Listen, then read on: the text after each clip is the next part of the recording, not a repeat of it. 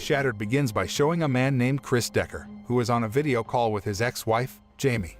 Chris is a tech millionaire who is security obsessed. Through the video call, Jamie asked about their divorce papers, which until now had not been signed by Chris. The reason why he hasn't signed the divorce papers yet is because Chris is still hoping to get back together with Jamie.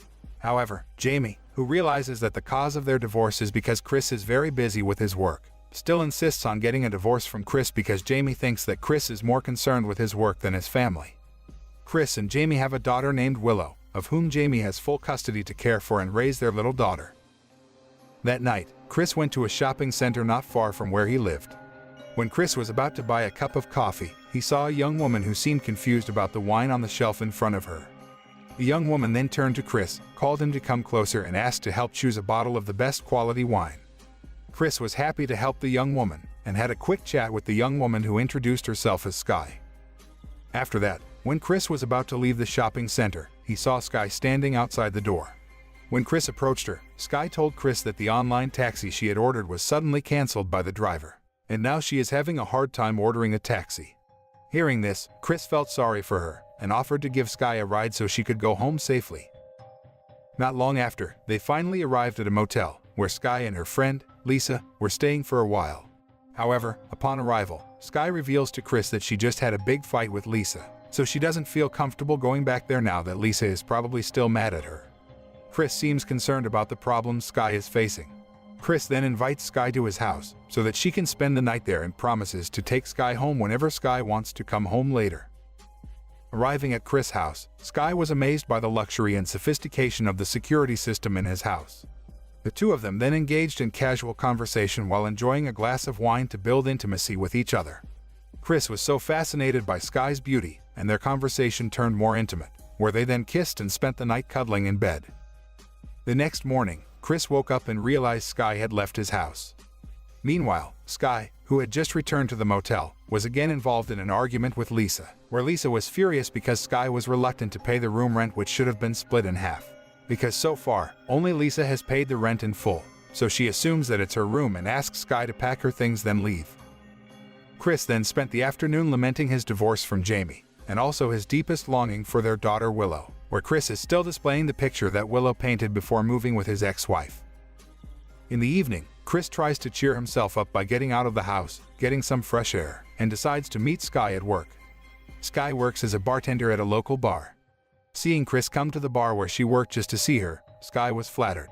Chris waited for Sky to finish her work day, and the two of them then took a stroll enjoying the city at night. After getting to know Sky closely, Chris finds out that Sky is an orphan and lives in an orphanage. Sky has no family or close relatives. Chris feels even more sorry when he finds out that Sky has only lived alone all this time. When they arrived at Chris' car, which was parked in a deserted courtyard, the two of them caught sight of a man who was about to break into Chris' car door. Chris warned the man, trying to take the path of peace. But the man instead attacked Chris, breaking his leg, before running away from there. After the incident, Chris had to sit in a wheelchair because he was temporarily paralyzed. Seeing Chris, who seemed to be having a hard time doing activities with his current condition, Sky also offered to take care of Chris until he completely recovered and returned to normal activities.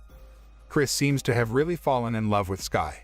Without the slightest suspicion, he then gave Sky his house security code, so that Sky could come visit Chris and enter his house whenever she wanted. After that, Sky returns to the motel where Lisa lives and meets the motel owner, a man named Ronald. Sky's arrival this time apparently wanted to pack up her things, because she intended to stay at Chris' house. However, Lisa nagged her again because she just came and went, rarely gave news, and never seemed to think of her as a friend. Not long after, Sky finally returned to Chris' house, and told him that from now on, she would be staying at Chris' house. Patiently and attentively, Sky took care of Chris, who had difficulty moving due to his condition. Chris also began to wish to have a serious relationship with Sky, and maybe he could move on from his ex-wife who prefers to divorce from him. Meanwhile elsewhere, Ronald knocks on Lisa's door, calling her name, wanting to collect the room rent. However, after knocking on the door for a while and getting no answer, Ronald took the initiative to open the room, which turned out to be unlocked. Not finding Lisa in the room, Ronald then went to the bathroom, and was very surprised to see Lisa lying lifeless in the bathtub. Ronald immediately reported the incident to the police and told the police that Lisa might have decided to end her life because she was depressed after her friend Sky chose to leave her. The police then tried to investigate Sky, but couldn't find any clues because it turned out that Sky had disguised her true identity. Turning to Chris' house, Sky secretly stole Chris' cell phone while he was still asleep. When Chris woke up, he looked confused because he couldn't find his cell phone anywhere. However, Chris had no suspicions of Sky at all and assumed that he just forgot to put his phone somewhere. Not long after, Jamie suddenly contacted Chris via video call. She looked worried when she asked how Chris was doing and intended to visit Chris with their daughter over the weekend. After talking to Jamie, Chris then walked into the living room and turned on the television, where Chris saw the news of the death of Lisa. Chris, who was still shocked by Lisa's sudden death, was then surprised by the appearance of Sky, who had just come home from shopping. Chris then told Sky the news about Lisa's death, but Sky seemed indifferent and instead enjoyed eating the fried chicken she just bought.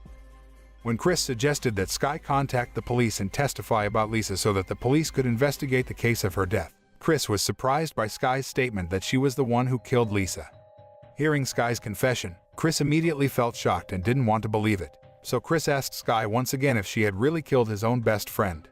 Sky did not deny this at all, or make excuses in self-defense. Sky then reveals that she was forced to kill Lisa because she was always nagging her. However, Sky doesn't deny that being friends with Lisa really helps her, because the room that Lisa rents has the best spot to keep an eye on Chris' house.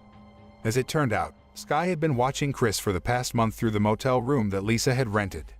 Sky spied on all Chris' activities while at home and recorded all of his schedules. Sky even followed Chris to the supermarket and purposely approached him. All the attention and affection that Sky poured out for Chris turned out to be just a fake, because Sky only wanted to control the abundant wealth owned by Chris. After knowing all the truth, Chris immediately became angry and threw Sky away. But Sky casually took out Chris' cell phone, locked all the doors through the security system that had been connected to Chris' cell phone, and then paralyzed him until he was powerless. Elsewhere, Ronald, who intends to clean the room rented by the late Lisa, finds a telescope that has been used by Sky to spy on Chris. The telescope was still pointing at Chris' residence, but Ronald shifted the focus of the telescope, looking for a more pleasing object to the eye, and found a woman practicing yoga naked. Meanwhile, after dropping Chris, Sky then straps him in a wheelchair and covers his mouth, whereupon Sky plans to torture Chris to get his password, security code, and all of Chris' personal data that she needs to access all of Chris' bank accounts, so that Sky can take all of his property. Chris tried to keep quiet, but Sky apparently didn't play with her threats, and didn't hesitate to torture Chris to get what she wanted. Ronald then directs the focus of the telescope back to Chris' residence, and is very surprised to find Sky's presence at Chris's house, because Sky is currently the most wanted person in town because of her involvement with Lisa. Ronald saw Chris sitting in a wheelchair and thought that Sky was just taking care of Chris, who was paralyzed. Meanwhile, Sky, who had already gained access to one of Chris' personal accounts, seemed very happy when she transferred all the funds from Chris's account to her personal account.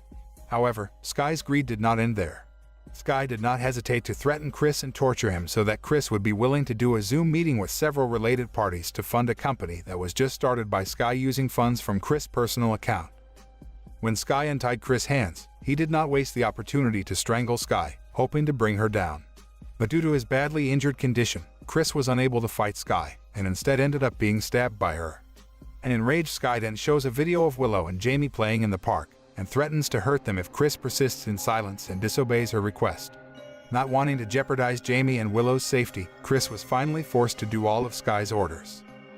After that, Sky disables the communication system at Chris' house, takes pictures of several high-value paintings and expensive furniture in the house, and intends to sell Chris' house. Sky then went out of the house to finish some business. On the other hand, Ronald seems to be walking towards Chris's residence, searching for Sky. Chris, who saw Ronald's arrival through the CCTV camera monitor screen, then tried to scream even though his mouth was gagged, so that Ronald could help him. Ronald then breaks the glass to enter the house, which of course Sky finds out through a notification on Chris' cell phone. After going inside and seeing Chris tied up, instead of saving Chris, Ronald instead attracted to the painting in Chris' house. After removing the duct tape covering Chris' mouth, Ronald then demanded a large sum of money from Chris before agreeing to untie him. Chris immediately agreed. He will give anything to be free from the psychopathic Sky. However, when Ronald untied Chris' body, Sky returned to the house, so Ronald decided to run away. Before he could run out of the house, Sky first caught Ronald and threatened him. Ronald then tried to escape by going upstairs, but Skye, with her psychopathic face and smile, chased the frightened Ronald casually through room after room and monitored Chris' whereabouts via Chris' cell phone. Meanwhile, Chris tries to untie the bonds that have been loosened by Ronald. With great difficulty, Chris tried to stand up and fled to his car. But when Chris forced open the car door, the car alarm went off, so Chris immediately left before attracting the attention of Skye, who was probably engrossed in torturing Ronald upstairs. Outside the house, Chris finds a motor ski and tries to escape by riding it. However, an incident occurred when Chris lost his balance and rolled over to the side of the road. At the same time, a car passed not far from there. Seeing Chris, who was injured, the man driving the car rushed down and helped Chris into his car and quickly left from there. Chris asked the man to call the police, but apparently, the man named Sebastian actually brought Chris back to his residence and then beat Chris. Chris is completely helpless when Sebastian and Skye take him back into the house, where Chris finally learns that Sebastian is Skye's stepfather and has conspired with her to plan all of this. That night, Skye and Sebastian cut off a finger on Chris' right hand, so they could use Chris' fingerprints to access Chris' last account, which is believed to be in the millions of dollars. The next day, Jamie and Willow were seen arriving at Chris' residence. Willow rushed in and looked for her father because she missed him, while Jamie, who followed behind, realized that something had happened when she saw the messy state of the house and the blood on the floor. Jamie immediately called Willow and met with Skye, who claimed that she was Chris' nurse. Not long after, Sebastian shows up, and they both threaten Jamie and Willow and take them to the warehouse where Chris has been locked up for so long. Chris was so relieved to know Jamie and their daughter were okay, because he was so afraid that Skye had hurt them. Chris also told what happened to Jamie. When Skye and Sebastian go to the bank to drain funds from Chris' personal account, Chris finds a way to escape from there and is forced to ask Willow down the vent to go outside and open the door to the barn. Meanwhile, Skye and Sebastian, who were at the bank, managed to convince the bank officer to open Chris' safe. However, how shocked they were when they found out that the ownership of the account had actually been transferred to Jamie's, not long after Jamie and Chris filed their divorce. Skye and Sebastian rushed back to the house to urge Jamie to provide the account access code. At the same time, Willow manages to reach the front door and re-enters the house to free her parents. Sebastian then rushes to the storage shed and finds that the warehouse is empty. He then searched every room to look for Chris and Jamie, but was knocked down by Chris, who was hiding in the closet at that time. When the two get into a fight, Sebastian can easily incapacitate Chris until he falls to the floor. Sebastian then orders Skye to shoot Chris, because all they need now is Jamie. But Skye looks doubtful, and instead shoots Sebastian, killing him. Taking advantage of Skye's distracted attention, Chris then attacks Skye and manages to get his phone back. Chris then hid somewhere, called the police and tried to scare Skye, then caught her off guard with a security feature that can be controlled with his cell phone. After realizing that Skye was starting to let her guard down, Chris attacked her again, trying to knock her down. However, with all the wounds on his body, Chris seemed to have a hard time beating Skye, who seemed to have special physical strength. Jamie then arrives to help Chris, but she can easily be paralyzed by Skye by injuring her leg. Chris and Jamie began to be overwhelmed by Skye, who attacked them blindly, until finally, when Skye was about to kill Chris and Jamie, suddenly a gunshot sounded, and Skye finally fell. It turned out that the shot came from Willow, who managed to save her parents from death. Jamie scrambled to her feet and hugged her daughter tightly. Not long after, the police arrived there. Chris and his family were finally able to breathe a sigh of relief because they managed to survive all the nightmares. The film ends with Skye dying and tells Chris her real name, Margaret. Through this film, we can learn not to trust strangers we just met, even though that person is a beautiful woman with a sexy body and has a smile and facial expression like an innocent angel. But who would have thought that she could be a psychopath who is willing to torture and kill just so that she can wallow in wealth?